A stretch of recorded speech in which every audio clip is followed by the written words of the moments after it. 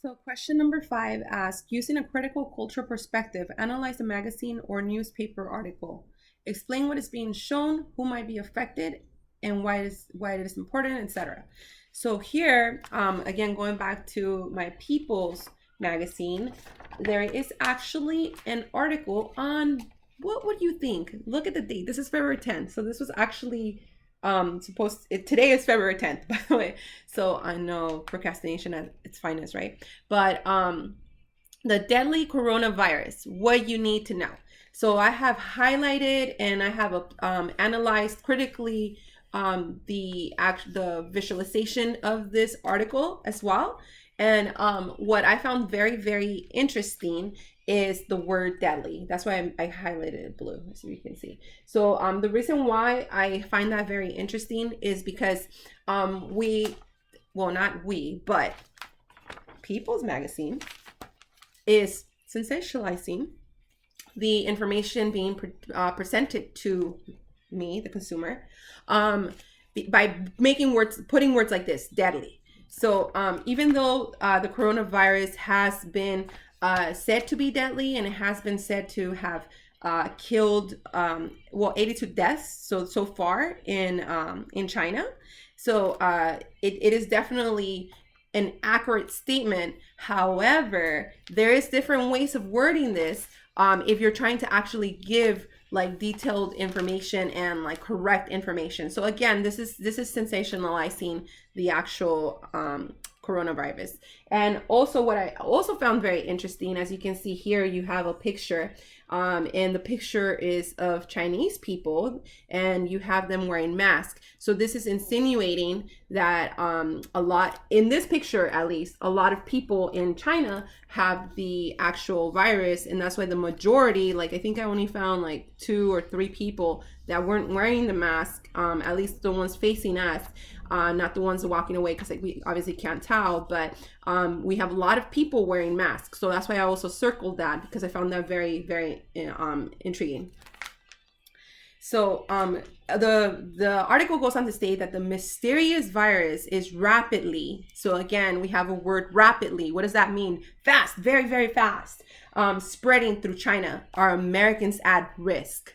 So here the article is actually asking a few questions, and they spoke to, U.S. people spoke to Dr. Angela Hewlett, and she is a medical director of the Nebraska Biocontainment Unit.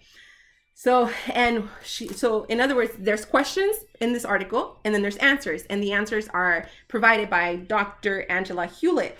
So, and she is basically a biocontainment director. So one of the questions was, what is the coronavirus and how did this one start? So what I highlighted here was coronavirus is actually a very common cause of multiple different illnesses. It is like the common cold, is what she's saying, that circulates every year. However, it has illnesses like SARS and MERS, major outbreaks like illnesses like pneumonia. So those two things basically lead to major outbreak or illnesses like pneumonia. I hope I'm saying that right. So according to the Centers for Disease Control Prevention, the virus started in China, Wuhan. I don't know. I'm just as bad at pronouncing and spelling as you, Miss Gano, so don't judge me on this, okay? So it's Wuhan. I don't know if I said that right, but that's why I'd rather spell it. So it does go on to say that experts initially, so this is another thing that I want to point out, okay? So experts initially thought it's originated in wild animals, livestock, or fish in food market. But the latest research is pointing to bats, which were the source of SARS and MERS. So why I want to point that out is because this is very, very, in my opinion, from a critical cultural perspective, I find this very, very important. This definitely stood out of the page for me. So, and it's the latest research. So you may ask, why, Mara? Why did that stand out to you? So the reason why that stood out to me is because that basically gives you proof that experts sometimes don't really know what they're talking about. So we have experts that say one thing, and then latest research proves this. So now you have contradicting expertise being thrown at you. So one is saying, oh, it started by fish and wild animal livestock in food markets. And now we have people saying, experts in particular, stating, oh no, it actually, latest research shows that it started with bats. So why is this important? I want to take a break to basically elaborate on that. So it's important because not everything that is being, not all the information that is being thrown at you or being, in the media is accurate. So again, I want to stress the word deadly because, it's stuff like this that makes us, what does the media want to do? In reality, if you're looking from a cultural perspective, media wants to create fear.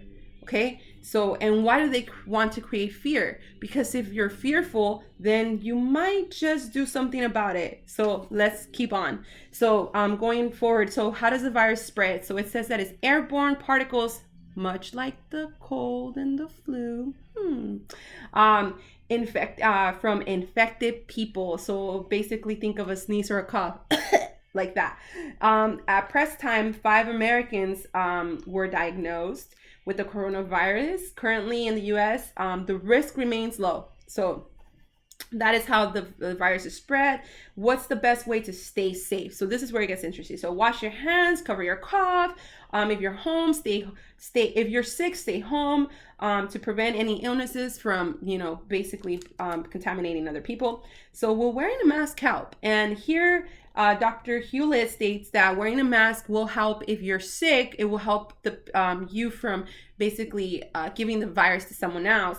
However, if you're not sick, they state that there's not proven evidence. So basically, there's nothing proving that if you wear a mask, that it will actually help you from getting sick. So I do want to touch a little bit on that because that also stood out to me because it said that it has not been proven.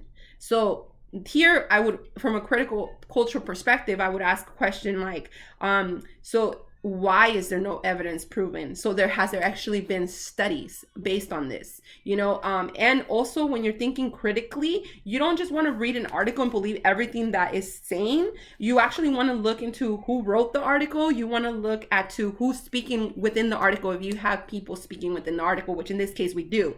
And the reason why you want to look at their background is because a lot of times there can be biased opinions on the information that you're consuming. So you want to prevent biased opinions, because in order to be media literate, you have to have an understanding of the whole scope, not just one view of it. Okay, so going forward, and how scared should people be? Look at that word, scared. So as I mentioned earlier, fear. So keep everything in perspective, says Hewlett. We're also right in the middle of an active flu season. Wait a minute. Weren't we just talking about the coronavirus? So now she's talking about flu. Very interesting to me. She's talking about flu now. She mentioned that it's an airborne, that is created, that the virus spreads through airborne particles such as a cough and a sneeze. So there has been conversations within this article about, symptoms like the flu. I find it very interesting that she's bringing that up. So we're also right in the middle of an active flu season, which so far this year has affected 15 to 20 million Americans. No way. And cost up to 20,000 deaths. Protect yourself from influenza first, but keep an eye on coronavirus because it's a very rapidly evolving situation, quote unquote. So why did I say that that's a very interesting part? What she's stating, what Dr. Hewlett here is stating, is because we were just talking about the deadly coronavirus. Oh my God, we're all gonna die from the coronavirus. So she's talking about that.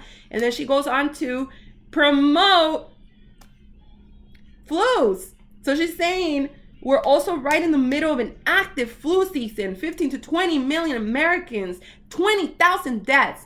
Why did she feel the need to say that? That's not what the article is about. So I have a big problem with this, and I hope that this doesn't impact my grade. But I just made a research. I just did research on vaccines and things of that nature. And as you may be able to tell, I'm actually anti-vaccine approach. So I don't believe in vaccinations. I have done a lot of research, and based on my research, I have found that there's a lot of misconceptions as to what vaccinations do for the human body, and also a lot of misinformation from researchers, because there's no real research being conducted by the FDA or the CDC, which there is an act of 1986 that states that the CDC and the FDA are the ones that are supposed to be doing the research. So, and it's talking about pharmaceutical industries basically they're not held liable if somebody dies. The pharmaceutical industries creating these vaccines are not held liable if somebody dies or if somebody gets sick from the vaccinations. If there's any type of repercussions, they're not held liable whatsoever. And this is an actual act of 1986. I want to say it's called the Child Vaccination Act of 1986. So the reason why this part stood out to me so much is because I can clearly see that this Dr. Angela Hewlett is promoting vaccinations by that comment alone.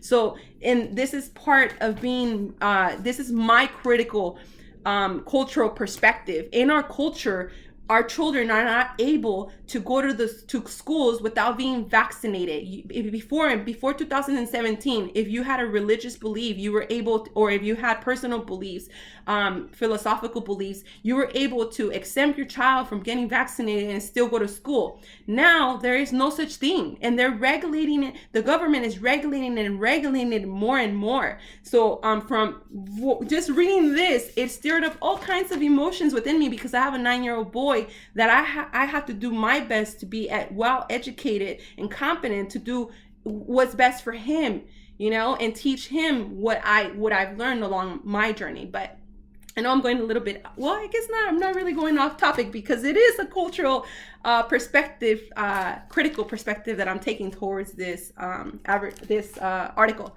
So I know I went a little bit long on this one, but I found it very, very interesting.